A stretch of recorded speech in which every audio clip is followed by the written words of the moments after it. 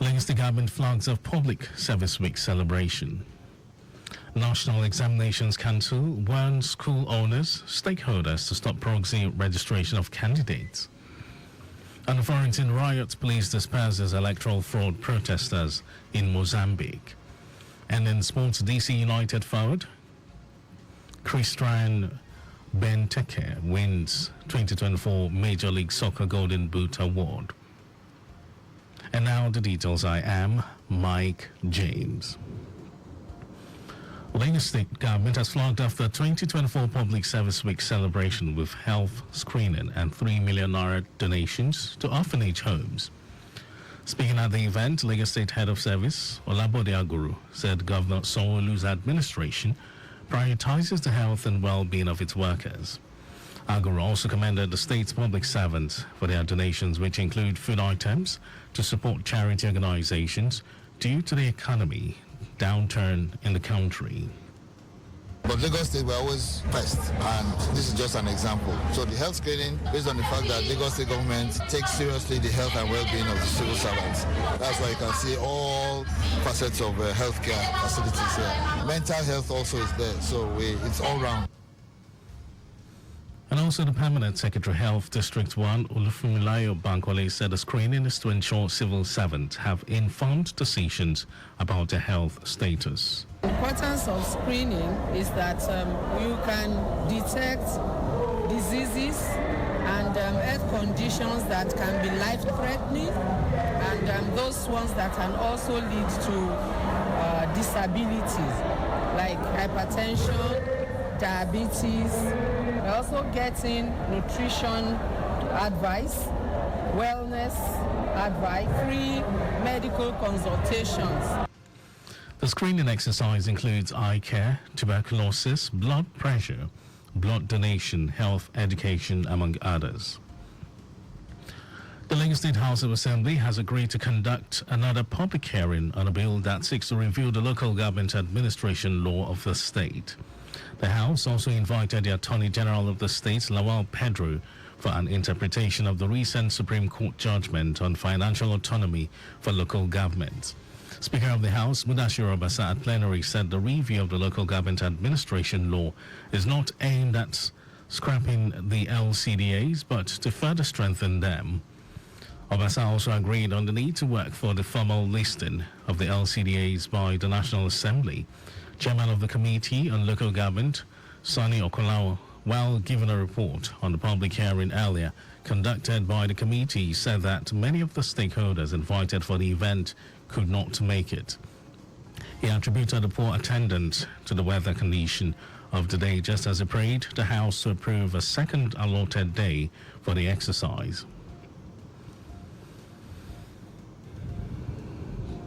Following a protest by some parents over an increase in boarding fees of the state's model colleges, the Lagos State House of Assembly has directed its Committee on Education to invite all concerned stakeholders and report back within a week. This directive came after the Speaker, Mudashiru Obasa, met with the protesters at the Assembly gate. Obasa advised the parents to remain calm, assuring them that the matter would be addressed. Chairman House Committee on Education, Musmola Songodara, informed the House that the committee had already engaged the Ministry of Education and other stakeholders.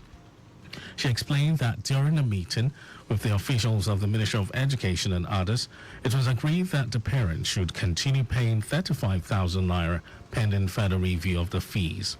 The House is expected to await the report from the Education Committee before taking further steps. It will be recalled that the fees were hiked from 35,000 to 100,000 naira for the 2024-2025 session, which commenced on September 15, 2024. Communities, civil societies, and trade unionists on the African continent have amplified the call for equitable access to safe and clean water, free from the influence of corporate control and the dangers of privatization. They made this call at a press conference organized by Our Water, Our Right African Coalition, ORAC, to herald the 2024 Africa Week of Action Against Water Privatization. According to the stakeholders, water privatization leads to the rise in cost of water and endangerment of livelihoods such as fishing, farming, among others. Hence, the need to ensure water justice for all. The fight for water justice is, at its core, rooted in the fight for democracy itself. We need our governments to put the needs and rights of the many over the greed and extraction of the few. Privatization is bad for our economy, it's how it's bad our lives. Having this consciousness in the mind of the public that there is a significant problem with attempts to privatize water is very important.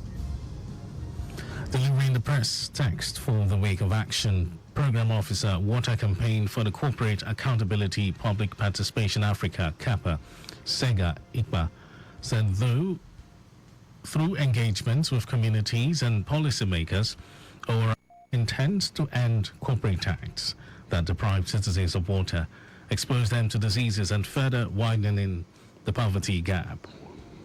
The human right to water for all Africans must be protected and fulfilled. Water justice and social justice more broadly requires us to prioritize public welfare over private profits. Participatory approach to water governance and government's commitment to public solutions to the continent's water challenges are necessary. Earlier, Executive Director of CAPA, Akimbode Oluwafemi, said water represents life and should be rescued from the corporate control, ensuring water justice over profits. For us in this coalition, our campaign is right-based. It is deeply rooted in our rights to water, because water is life and it must be protected from corporate greed. The 2024 Africa Week of Action Against Water Privatization is the fourth in its series, with participants drawn from Nigeria, Ghana, Senegal, Kenya, Mozambique, Cameroon, and Gabon. And over to the rest of the stories. The National Examinations Council, NECO, has warned school owners and other relevant stakeholders to desist from enrolling candidates for its examinations by proxy. The council made this known in a statement signed by the acting director of Information and Public Relations, Aziz Sani.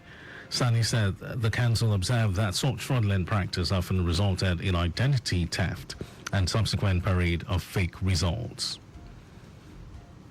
The Northeast Development Commission, NEDC, has distributed starter packs to beneficiaries who recently completed the training on fabrication of energy-efficient stoves, briquettes and charcoal production, and solar installation in Yobe State. During the handover ceremony, the NEDC Managing Director, Mohammed Al-Khali, noted that the training targeted 558 beneficiaries initially trained in Bauchi. Al-Khali, who was represented by the NEDC Yobe State Coordinator Ali Abbas, stressed the Commission's commitment to supporting the beneficiaries, even as he expressed gratitude to the state government for providing a conducive environment for the fulfillment of its mandate. In some foreign news, riot police in Mozambique's capital, Maputo, has fired tear gas to disperse a crowd protesting against alleged electoral fraud days after two opposition allies were shot dead.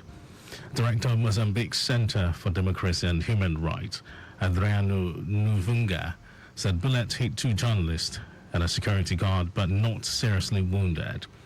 Opposition leader Venancio Mondlane had called for a general strike to contest early results, showing the ruling Frelimo party ahead.